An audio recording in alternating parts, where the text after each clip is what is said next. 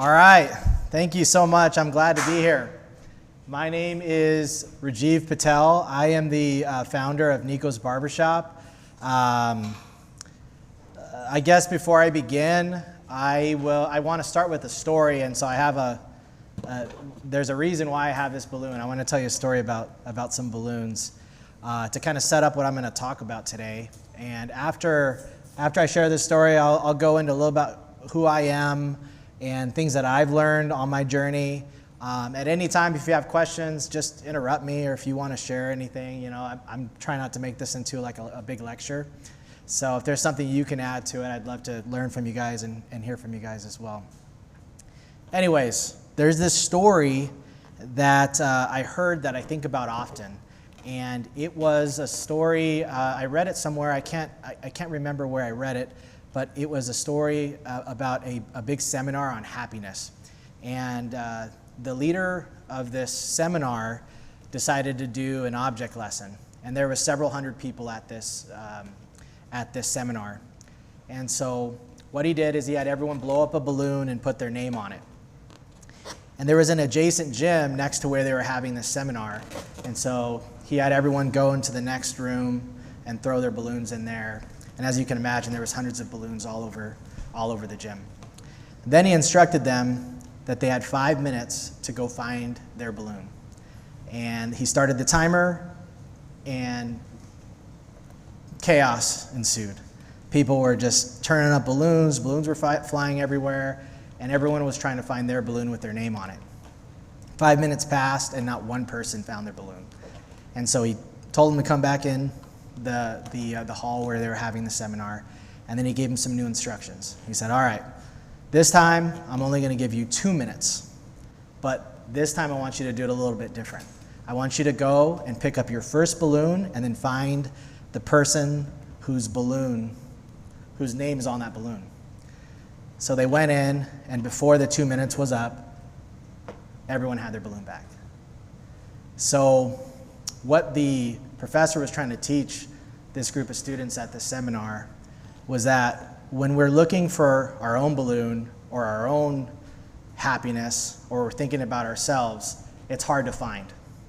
But when we help someone else find their happiness, when we help someone else by serving them or find their balloon, everyone gets their balloon. So I hope you can think about that story. Today I'm going to talk about the importance of real connection. Again, my name is Rajiv Patel. I am a high school dropout. I do not have a college education. I stopped going to school in about 11th grade. So I don't have any technical knowledge or book smarts or anything like that. But what I've learned is, okay, thank you, brother. What I've learned is just from real experience. And so I want to share with you some things that I've learned along my journey.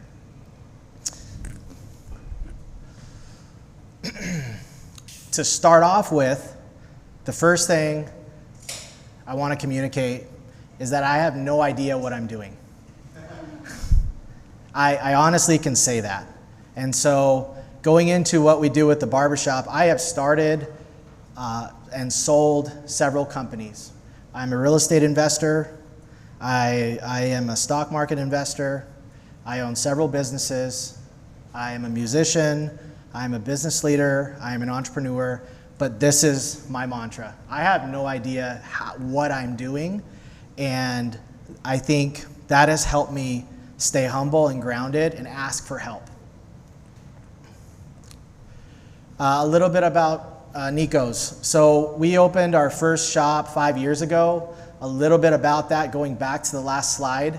I signed a lease and personally guaranteed my family's finances without even knowing a barber, and I didn't cut hair at all. And I just felt like I needed to do that. I had sold a business in 2017. I took about a year off. Sean and I hung out a lot. And I didn't know what I was going to do. I just had this feeling in my heart that I needed to start a barbershop. And I was just fascinated with it. We opened our doors, found a couple barbers, and that first year we were open, I was in barber school. And I relied on serving people and having them help me learn. And it was a really tough first year. So I had no idea how to do it. I had no context on how to set up a barbershop. It was just through asking questions and through personal experience. We just opened our third shop, and it's near Santan Village Mall. We now have 21 employees. Every haircut we give, we donate a meal. I'm on the council for a nonprofit called Feed My Starving Children. Some of you guys may have packed there or served there. I love being involved with that organization, and I could probably do 30 minutes on how great that experience is. But every haircut we do, we donate a meal. And so up to date, we've donated over 126,000 meals. And this year we'll do over 1.5 million in revenue. And so if any of you, again, some of you I don't know, but if any of you are trying to build up confidence to start something or studying and don't feel like you're ready, call me, text me, say, hey, what do you think? And I will tell you the same thing I told myself. I don't know what I'm doing. I'm just working hard and figuring it out. All right. So I want to talk today about how do we establish real connections. And so I'll ask you that. Maybe we don't have to raise our hands, but maybe in your mind think about how do we establish a real connection with someone? Maybe think of a friend. Maybe you met someone recently and you said to yourself, oh man, I have a real connection with this person. What was it that helped you establish that real connection with that person? For me, I have something that I've learned that has helped me establish real connections. And so I'll share that today with you. I believe that real connections are established through positive or a series of positive experiences. For instance, if you go to a party or an event and you have a positive experience with a person, you generally establish a connection with that person. So, bad experiences kill connections. So all of us are here because we have an interest in tech, business, startups, those types of things. And so first piece of advice I would give, something that I've learned, is I focus every day on establishing positive connections with my clients, with my employees, and that strengthens our connection with each other. It is done through positive experiences. Now, sometimes bad experiences are inevitable. Sometimes we can't control things, but then it's our responsibility to stay humble and turn a bad experience into a good experience through humility and just saying sorry.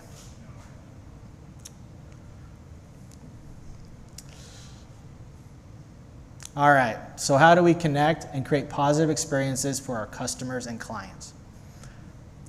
There is a methodology that I use called the 3 Ps, and I constantly think about the 3 Ps.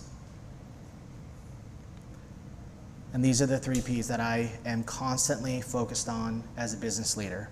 And this goes with my employees, with myself, and with my business. The 3 Ps to me are personality, purpose, and passion. You have to have these things to create positive connections and grow your business. So I'll talk a little bit about each one. The first one is personality. Your business branding, if some of you have a retail location, an office setting, employees, you have to have your own personality. I think it's very easy when you're in startup phase to look at what others are doing, to look at their colors, to look at their branding, to look how their website looks like or their space looks like. I would say try your best to go against that and create your own personality. Personality is not the look of something, it's how you feel, how it makes you feel. So my goal when we do our build outs at our barbershops is that I should be able to strip the whole shop of Nico's Barbershop, but someone can close their eyes, open them, and be in my barbershop and know this looks like a Nico's Barbershop. So that is something I am conscientious of. That is something that I work towards, that every one of our locations has a personality, but someone can know without explicitly being told this is a Nico's Barbershop. They know that this is a Nico's Barbershop because of the way it makes them feel and the way it looks. The first P is personality, and I believe that is vital. The other thing about that is it goes into how you hire and the people you bring onto your team. Very quickly, I look for two things when I hire barbers, and those two things, neither of them is skill. I look for barbers that are humble, and I look for barbers that are empathetic, that they care about people, that they want to serve and help people. Skill can be learned. And so those are the personality traits that I look into when I bring people around me on our team. So personality goes into how something looks, how it makes you feel, and then the personality of the people that are working around you.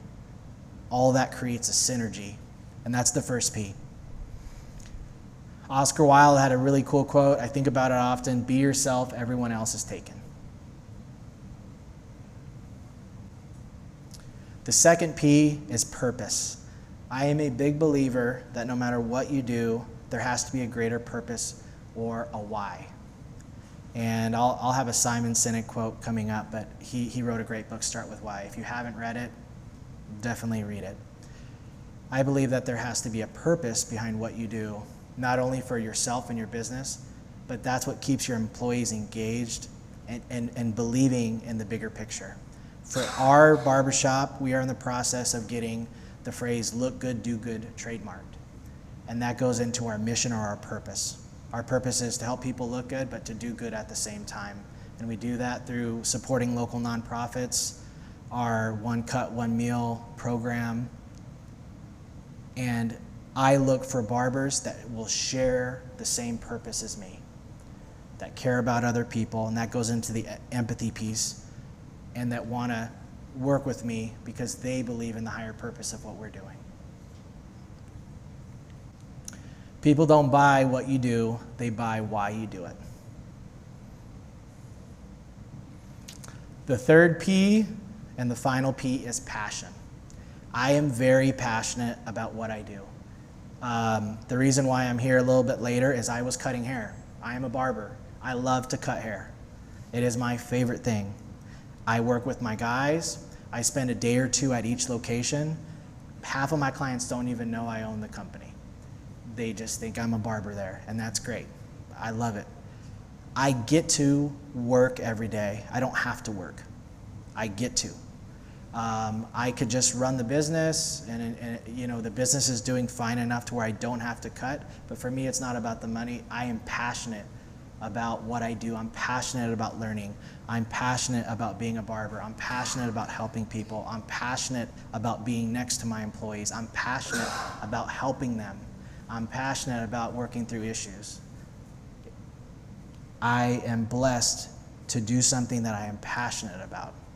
Sometimes I had a friend the other day reach out about a business that they're thinking about buying and acquiring, and the first question I'll always ask, what do you like about that business? And they're like, no, there's nothing I like about it. I think it's making good money. The numbers are looking good. At that point, I can't continue to talk to that person because I can't relate to that person. I relate to people who are passionate about what they're doing. Because I believe that that is a core element of having a successful brand and creating positive connections. You have to be passionate about your business. As an employer or building a team, you have to find people that are passionate about doing what you do as well. And that's the other thing I look for. I find barbers that are humble and learners, and they are passionate about learning. So it goes into who you hire, and then it goes into you as a business leader. Do you love what you do? One day, it is possible, I will wake up and I won't like to cut hair anymore. At that point, I'll sell the business. Maybe at that point we're at 10, 12 locations, I don't know. But right now, I am so happy every day I wake up. I thank God that I have the opportunity to do what I do, and I'm very passionate about it. Working hard for something we don't care about is called stress. Working hard for something we love is called passion. I know all of you work a lot of hours, and maybe it doesn't feel stressful. You're so passionate about what you're doing. It's love, and that's how I feel. I think all of us, or most of us in this room, are constantly thinking about our businesses, thinking about our lives. I mean, there's a reason why you're here. You're wanting to get better. You're wanting to learn. And that's the difference between passion and stress.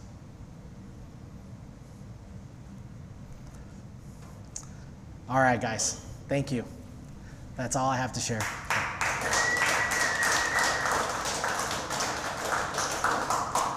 We have a few minutes remaining. Is there any questions? Yeah, does anyone have any questions or anything I could help answer or explain? Oh, yeah. So, Tyler. I found that one of the most challenging things is scaling, and you gave some advice to that. But how have you created processes that have scaled? One of the hardest parts about growing a business is scaling. How have you created processes that have allowed you to scale Nico's to multiple locations? Yeah, so I grew up very poor. We never really had a house growing up, and so we lived with different people growing up. I didn't have a traditional childhood, and so I am a very conservative investor where, you know, if I'm purchasing a rental property or something, I generally go the cash route. But someone can look at me. I have friends that look at me like, dude, what are you doing? You can leverage this. I'm very conservative, and I'm also conservative in the business. And so how I have scaled is I look for two things. People book at our business, and once we get to about 60% full, I can look at our books and we're at 60% full every day. I know for me, that's a cue that I need to open another shop. And then the second thing is we've put everything back into the business. And so as we've cash flowed and made money, we've just kept it in the account. And then I have the money to pay for the next one. I've taken no loans. I don't have a credit line for the business. It's all paid for and cash flowing, but I think I've just done it in that way. So I wait for cash to accrue, and I wait for 60%, that we're 60% full. And that's my way of knowing. The other thing I'll say is, at a certain level, you have to trust your intuition. And some of you guys that have talked to me, we always kind of joke about it, but I say I follow my heart. So if my heart's telling me it's time for the next one, I'll follow my heart. I'll do it. I'm not scared to grow, but I'll generally use that 60% rule, cash in the account, to grow. I did not think, the idea initially with Nico's was just to open one shop, and it was just going to be a fun project. And I was going to do other projects. But I became passionate about it. And so now I am still passionate about it, so we will still continue to grow it. So hopefully there's something there with that. Thank you. Yeah, thank you. Anyone else? Over here. Oh, you're going over here. A lot of barbershops, at least that I'm familiar with, Supercuts, Great Clips, that kind of thing. They're like the Valpak coupon kings, you know. Mm-hmm. They're always advertising, come in and get a cut, come in, we'll give you a discount or whatever. I notice you guys don't do that, mm-hmm. and I'm curious as to why you approach your marketing, your advertising the way that you do. Mm-hmm. This is a personal view. I think coupons and deals are tacky. I just don't like them. I think part of it is understanding your intrinsic value as a business and not cheapening it. So we don't do any deals or coupons or anything like that. We've grown our 3 shops just through social media and creating positive experiences. Just like I talked about, and this is what I talk about with the guys every day. Your job is to create a positive experience between you and the client, and then that client's like, this was really cool. I have a connection because I had a positive experience. And you just keep stacking those up. For instance, David was there yesterday. Was that your first time, David? Second time. So I hope that you've had a positive experience at our shop to where you're like, okay, that positive experience will connect me to the barbershop. That's why it was my second time. Yeah. So I would say that too with your clients, people you work with. If everyone just focused on, okay, I'm gonna try my hardest to create a positive connection while I have this person with me, that is what connects you, not the deals, not the ads. Although those are helpful in getting people in your door initially, but we just focus on creating positive connections, word of mouth, those types of things, and that's how we've done it. So, and I haven't felt a need, I don't look at numbers and say I need to be at this point. I just follow what God has given me. Like, okay, I'm here, okay, it's time for the next one, it's time for the next one. So I don't have any pressures to open a certain amount or to do a certain amount of revenue. It's just happened. But I think it's because the focus has just been on creating positive connections, positive experiences that have connected us to so many people, and they'll come in and create a clientele base. I think we had a question. Did you have a question? There you got the mic.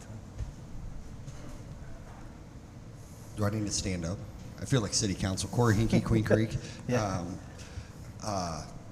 First off, unfortunately, I don't get to go to barbershops like I used to do. So I admire what you're doing. I love it. I cut all three of my boys' hair yesterday before school pictures. But I was curious if you could talk a little bit about Feed the Starving Children. Yeah. You know, obviously there's great models of that working, and great. It speaks to your culture and brand identity. But I'm curious, you know, was this something that started off as a campaign, or did you come out and said, this is what I'm going to do day one all the way through? Yeah, well, that's a good question. I'm a big believer, you know, you look at when you're starting a business, you have to, pay attention to the branding. And the branding isn't your logo. The branding is how what you do makes people feel. And that can be done through artwork, that can be done through your website. If you have a retail space, like everything is included in your branding, including how your employees act and treat people. One of the things that I believe that everyone needs to consider when they're branding is their purpose. That's one of the P's I talked about today. You have to have a greater reason why you do things. And so when we initially started and we were kind of conceptualizing, like I signed a lease and we just figured out a name and signed the lease. There wasn't a whole lot of runway for me to try to figure out. My real estate broker called me and said, hey, do you guys have a logo? And I said, no, we don't have a logo. Let me get one real quick. So my wife made a logo. I put it in. He's like, yeah, that'll make you look more official. So we just did it. And so part of that process is what could be our purpose? What more can we do to help our community in the world? And at that time, I had been going to Feed My Starving Children and just learning about what they do, and it's been really impressed. And so that's when the look good, do good came into my mind, and it just all came together. So I'm a big believer there is a portion of business that is intuitive. There is a portion of business that is spiritual, that God tells you, or a higher power tells you, if you are open and receptive to it, how you can do things. And I think hopefully part of that is whatever you do, blessing the lives of others and helping people should be a part of your brand. And that's just what we landed on,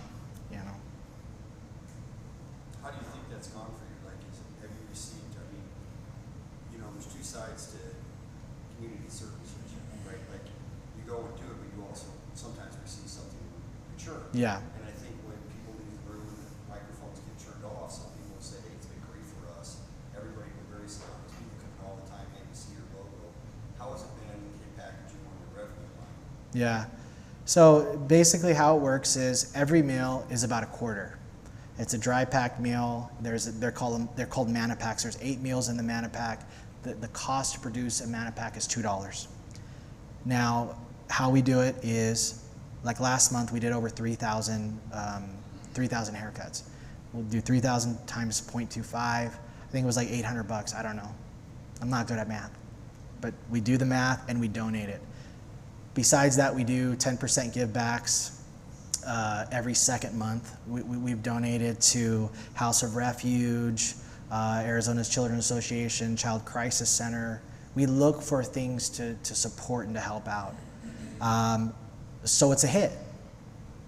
I'd love to have 20 grand more a year, for sure. But for me, it's not. There's a greater purpose besides the money, and so we're blessed enough to be able to give, and that sets the tone, for the employees. That sets the tone that we give before we take, and it's been positive so far. It's been good, and I don't think what we're doing is enough. And so what we are trying to look for further ways to contribute to the community. We're continually striving to do more. And so there's things that we're starting to look at that we might implement to even ratchet it up more. But all of you guys know, there is Arthur Brooks. We don't have enough time to talk about it today. I have 1 second. Arthur Brooks, The Science of Giving. He wrote an article in the New Yorker. I might have butchered that title, but he wrote an article in the New Yorker about the science of giving and how giving has direct relation with our happiness and our contentment in this life. But check out Arthur Brooks, the New Yorker, The Science of Giving. So. All right. Thanks, guys. Thank you, Big Dog. Yeah.